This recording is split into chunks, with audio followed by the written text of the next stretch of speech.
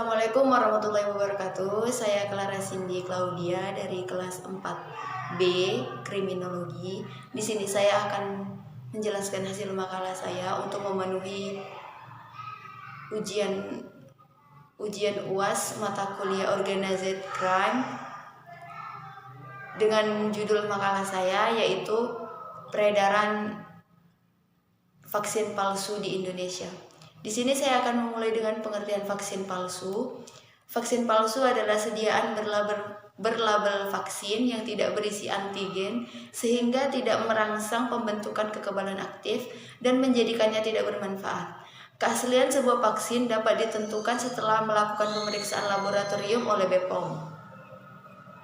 Dari hasil pemeriksaan, biasanya vaksin umumnya mengandung bahan-bahan sebagai berikut. Yang pertama, cairan infus. Ada beberapa jenis cairan infus, tapi umumnya adalah larutan gula dan elektrolit pelarut vaksin berupa cairan garam fisiologis atau aqua pro injection yang aman diserap tubuh.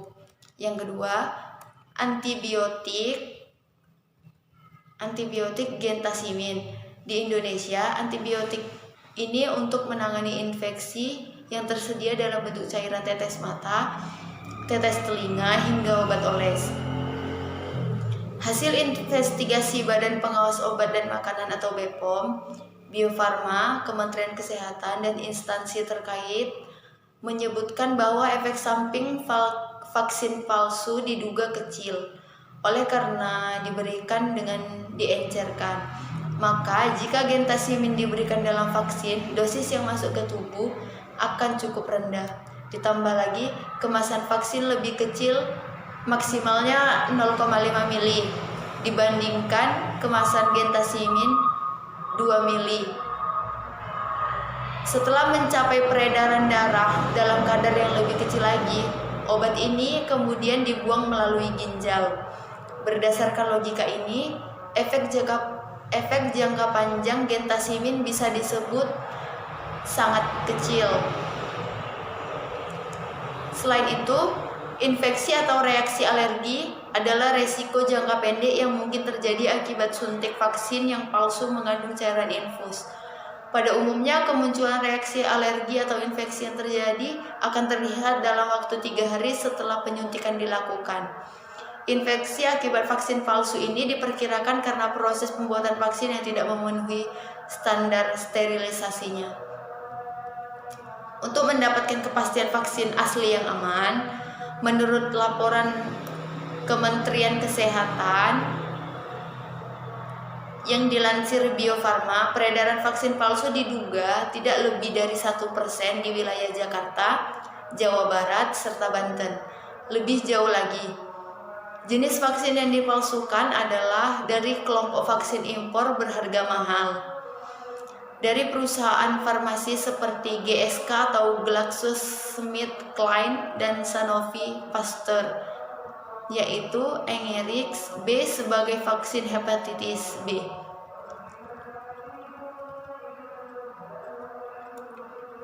Baiklah, di sini saya akan menjelaskan tentang hak dan kewajiban pasien. Yang pertama, hak pasien memperoleh informasi mengenai tata tertib dan peraturan yang berlaku di rumah sakit. Yang kedua, memperoleh informasi tentang hak dan kewajiban pasien. Yang ketiga, memperoleh layanan yang manusiawi, adil, jujur, dan tanpa diskriminasi.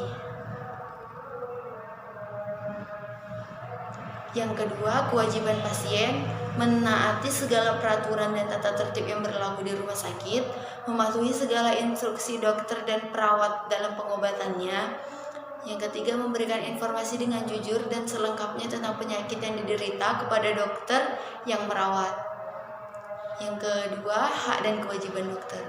Yang pertama, hak dokter memperoleh perlindungan hukum sepanjang melaksanakan tugas sesuai dengan standar profesi dan standar prosedur operasional. Yang kedua, memberikan pelayanan medis menurut standar profesi dan standar prosedur operasional. Yang kedua, kewajiban dokter. Yang pertama, mematuhi peraturan rumah sakit sesuai dengan hubungan hukum antara dokter tersebut dengan rumah sakit. Yang kedua, memberikan pelayanan medis sesuai dengan standar profesi dan standar prosedur operasional serta kebutuhan medis pasien.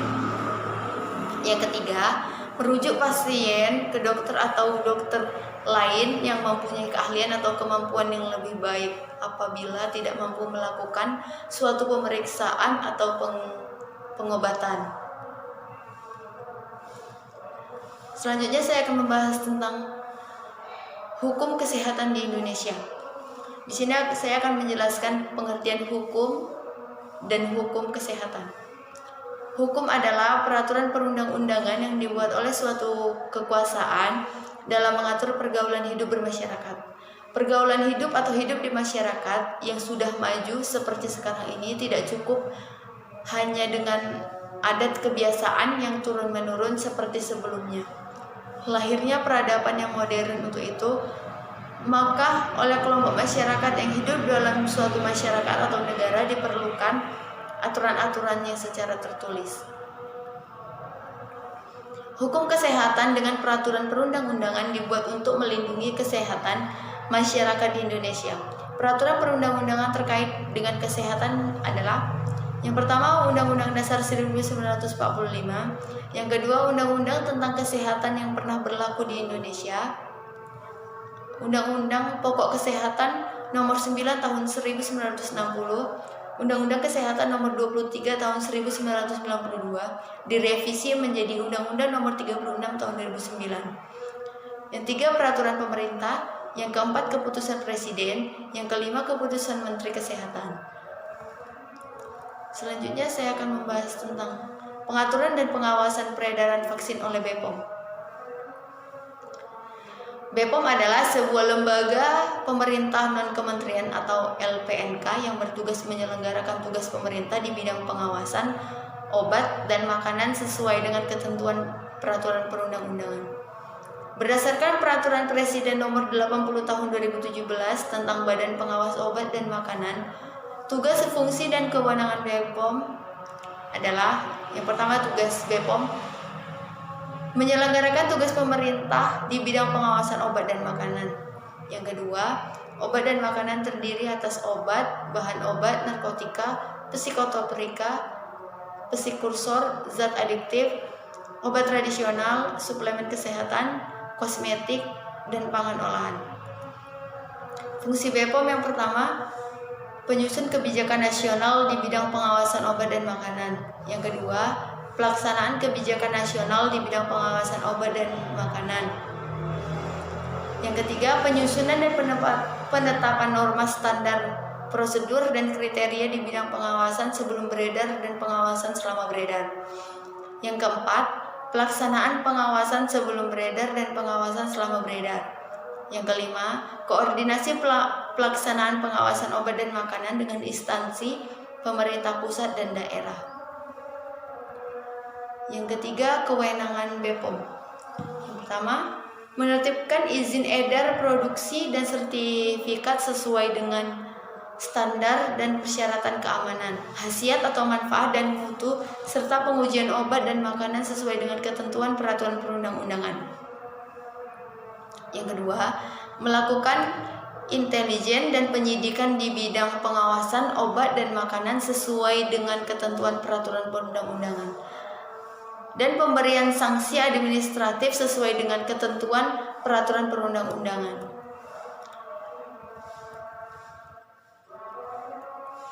Selanjutnya saya akan menjawab tentang perlindungan bagi dokter dalam melakukan tindakan medis terkait dengan peredaran vaksin palsu.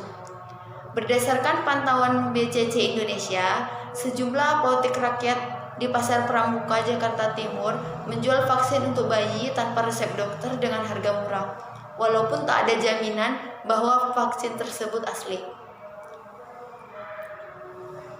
Tak cuma di apotek rakyat, vaksin palsu pun ditemukan di klinik pemerintah.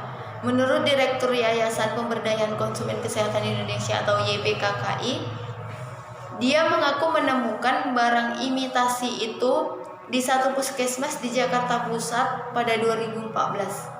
Hingga saat ini, Badan BPOM mencatat ada 28 sarana pelayanan kesehatan di seluruh Indonesia yang memperoleh vaksin dari sumber tak resmi. Kebanyakan dari tempat itu ialah rumah sakit swasta, klinik, dan rumah sakit bersalin. Sarana pelayanan kesehatan yang ketahuan memperoleh vaksin dari sumber tak resmi atau diduga palsu akan di-stop sementara penyalurannya. Jika terbukti palsu, vaksin tersebut ditarik dari peredarannya.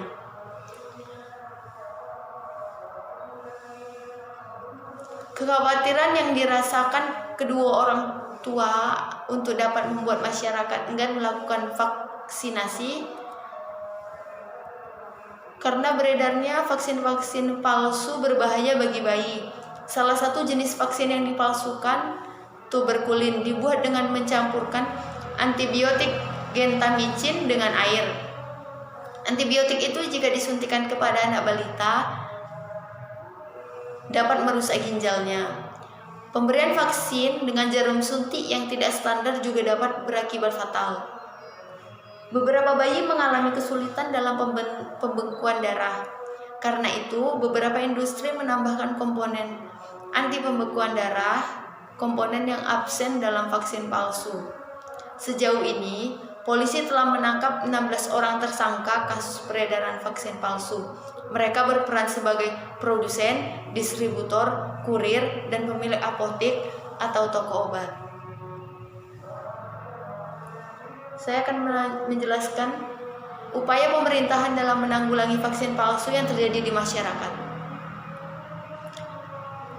BPOM mempunyai tanggung jawab yang penuh terhadap keadaan, kegunaan, dan mutu vaksin yang beredar luas di seluruh wilayah di Republik Indonesia. Oleh karena itu, BPOM dan makanan atau disebut BPOM harus melakukan penjagaan yang ketat dan pemeriksaan terkait obat-obatan, khususnya vaksin yang akan beredar di masyarakat luas. Adapun terkait peredaran vaksin palsu tersebut, maka BPOM merupakan lembaga yang wajib bertanggung jawab terhadap pengawasan peredaran vaksin yang ada di pasaran hingga sampai ke masyarakat. Bentuk-bentuk pengawasan tersebut adalah dengan mengadakan razia maupun sidak langsung pada apotek yang menjual vaksin serta memperketat izin distributor maupun upayanya melakukan tugas. Fungsi dan wewenang harus sesuai dengan perundang-undangan yang mengaturnya. Tugas BPOM berdasarkan pasal 67 Keputusan Presiden nomor 103 tahun 2001 yaitu BPOM melakukan tugas pemerintah di bidang pengawasan obat dan makanan sesuai dengan ketentuan peraturan perundang-undangan yang berlaku. Dalam melakukan pengawasannya, BPOM menggunakan dua langkah yaitu pre-market control dan post-market control. Pre-market control merupakan pengawasan yang dilakukan sebelum produk obat-obatan dan makanan tersebut diedarkan di masyarakat. Post-market control merupakan pengawasan yang dilakukan terhadap produk obat-obatan dan makanan yang telah beredar di pasaran atau telah sampai di masyarakat. Pengawasan yang dilakukan oleh BPOM sudah terstruktur dengan baik. Namun demikian, selama masih ada pelaku kriminal pembuat vaksin palsu serta masih adanya permintaan vaksin di luar program pemerintah, maka kemungkinan masih terjadinya vaksin palsu di sarana kesehatan dan pelayanan kesehatan.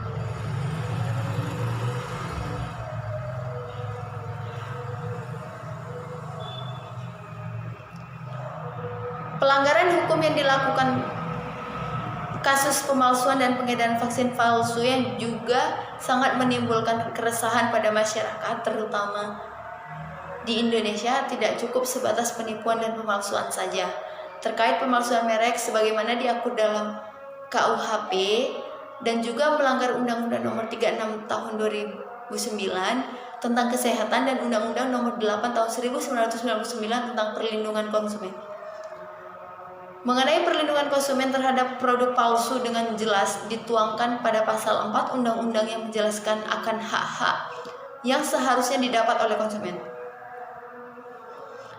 Pada kasus vaksin ini, hubungan yang terjadi tidak hanya melulu antara konsumen dan pelaku usaha atau penyedia produk farmasi, namun juga pihak rumah sakit.